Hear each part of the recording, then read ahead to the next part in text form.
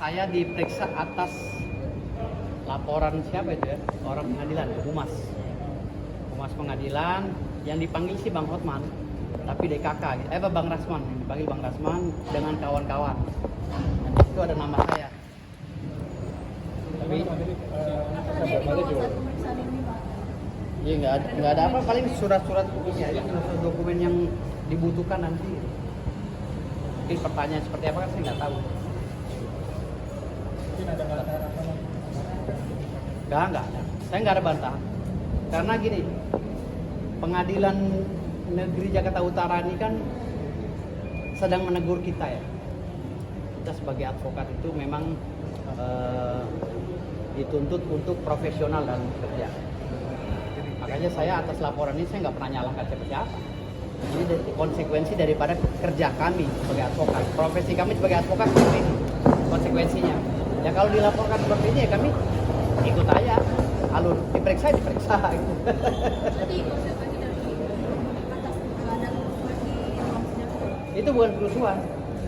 Keributan yang timbul oleh orang lain sehingga memprovokasi kami. Ya. Mulanya apa? Keributan yang timbul.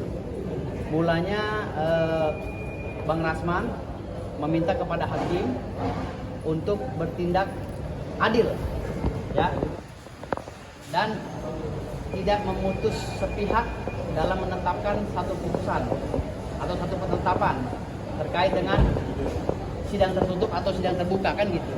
Harusnya kan ada konsolidasi dulu atau ada pembicaraan dulu awalnya dengan pihak Bang Rasman. Ditanya dulu, Bang Rasman ditanya dulu harusnya. Setuju tidak kalau seandainya pemeriksaan ini ditutup, tidak boleh diliput media? Harus begitu dulu kan? Tapi ini tidak. Pemeriksaan kali ini harus ditutup, bla bla bla. Tidak ada pertanyaan-pertanyaan kepada pihak kami, nggak ada. Hakim itu tidak ada pertanyaan. Kamu gimana? Kamu bukan, nggak ada. Ya. Jadi saya akan berbicara secara normatif aja, nggak ada yang ditutup-tutupi. Karena saya lurus-lurus aja gitu loh, nggak takut saya gitu. Bang, kemarin kan sempat minta maaf ya, Bang? Meja itu gimana? Hah? Yang waktu di ruang sidang kan kelihatan bahwa Bapak naik meja di ruang sidang. Itu Hah? gimana klarifikasi? Terus yang naik pusar gimana? Terus yang transaksi di bawah meja gimana? Kalau saya naik meja salah, terus yang transaksi di bawah meja gimana? Terus yang naik pusar gimana? Yang naik pusar secara memaksa, salah nggak gitu? Kan saya naik meja kan tidak sengaja, karena melihat klien saya dikerubuti oleh jaksa dan anggota pengadilan. Oh, itu alasan naik meja. Iya, dan itu spontan, sama sekali tidak ingat saya. Kan saya beberapa kali minta videonya, agar saya bisa lihat, kalau bisa pengadilan itu ada CCTV-nya. Biar saya apa? Saya bisa melihat sebenarnya saya naik meja itu gimana caranya. Karena sampai saat ini saya masih jadi teka-teki. Harapan saya itu Pengadilan Negeri Jakarta Utara punya CCTV gitu loh. Kenapa dibawa Kak? Bawa naik meja? Saya nggak tahu, pokoknya saya naik itu spontan karena posisinya megang handphone ini.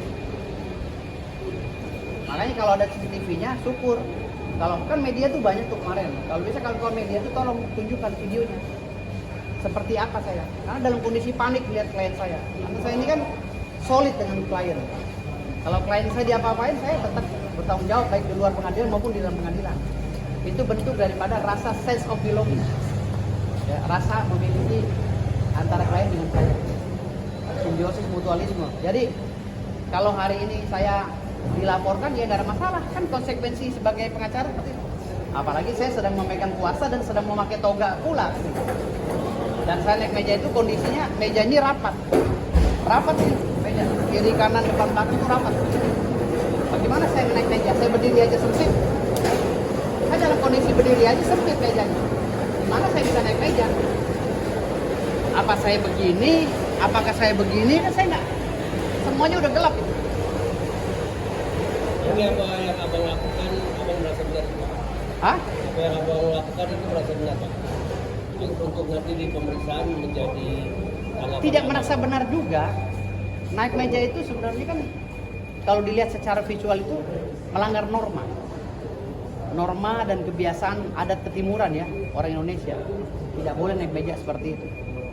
Ya, apalagi itu di ruang sidang. Tapi hakimnya kan sudah pergi. Namun secara spontan juga saya tidak sadar karena sifatnya reaktif ya, reaktif maksudnya ingin menyelamatkan klien saya. Jadi saya naik meja itu spontan. Dan beberapa kali saya minta kalau ada videonya tolong dikeluarkan. Mudah-mudahan penyidik pegang nih. Mudah-mudahan penyidik yang memeriksa saya pegang videonya biar saya bisa clear and clean, bahwa saya bisa tahu oh naik mejanya seperti ini.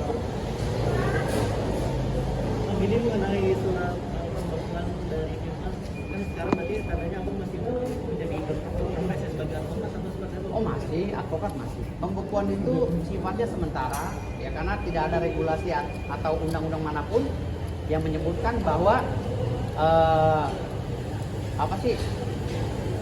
bas seorang pengacara itu ada pembekuan ketika dia melanggar kode etik. Tidak ada itu undang-undangnya. Di dalam Undang-Undang 18 itu, ya tahun 2003 tentang advokat, hanya peradi yang bisa memecat anggota organisasinya. Karena tahun 2003, pada saat Undang-Undang 18 tahun 2003 itu dibentuk, hanya peradi organisasi satu-satunya yang single bar. Sekarang kan udah banyak lagi nih organisasi, udah 94 organisasi. Nah kalau udah 94 organisasi, maka Undang-Undang nomor 18 tahun 2003 tentang advokat itu sudah tidak layak lagi untuk diterapkan ke organisasi-organisasi lain. Maka pembekuan saya sekarang ini inkonstitusional karena tidak tertuang di dalam undang-undang advokat manapun. Di dalam pasal apapun saya cari nggak ada literasinya. Yang ada adalah yang berhak memecat ya seorang advokat sesuai dengan undang-undang nomor 18 tahun 2003 yaitu peradi. Artinya peradi yang sah di Indonesia ini. Hanya peradi yang sah, organisasi yang sah yang dituang yang tertuang dalam undang-undang. Kalau kita mau berbicara jujur, tetapi apakah organisasi lain tidak sah? Tidak juga. Karena pemerintah ya membebaskan semua orang itu mendaftarkan diri sebagai anggota OA atau pengurus OA dengan mudahnya tanpa mengacu pada regulasi yang ada atau undang-undang yang ada. Harusnya pemerintah itu ingin meloloskan KAI misalnya sebagai organisasi advokat, dicantolin tuh dengan undang-undang advokat nomor 18. Harusnya dibikin lagi undang-undangnya atau regulasinya atau peraturannya. Kalau itu selama tidak ada, ya, kalau selama itu tidak ada, itu cacat hukum semua kegiatannya. Gitu. Organisasi advokat lainnya, ya, bisa cacat hukum karena undang-undangnya nggak ada. Yang ada di Undang-Undang 18 2003 itu hanya peradi, gitu loh, hanya peradi. Dan sekarang menjadi kontradiktum. Kenapa? Kata Wakil Ketua DPR, ya Pak Dasko, di Indonesia ini organisasi yang diakui hanya KAI, Kongres Advokat Indonesia. Kata Pak Yusril dan Pak Otto, organisasi yang sah itu adalah peradi, yang lainnya ormas.